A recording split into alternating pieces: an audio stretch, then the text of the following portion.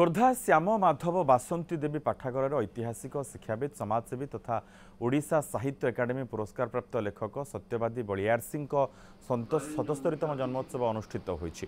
ए अवसर में सत्यवादी रचित दुईटी पुस्तक द्वितीय श्रीक्षेत्र रणपुर और इतिहास इति कथा लोकार्पित होइछि। एथिरे मुख्य अतिथि भाव पूर्वतन सांसद तथा विधायक रविनारायण महापात्र, मुख्य वक्ता भाव विशिष्ट साहित्यिक तथा संगीतज्ञ उमापद बोस, सम्मानित अतिथि भाव विशिष्ट शिक्षाविद कालीचरण जयसिंह उपस्थित थे। यह अवसर में विभिन्न क्षेत्र में पारदर्शिता लाभ कर विशिष्ट व्यक्ति को संबर्धित करा जायछि।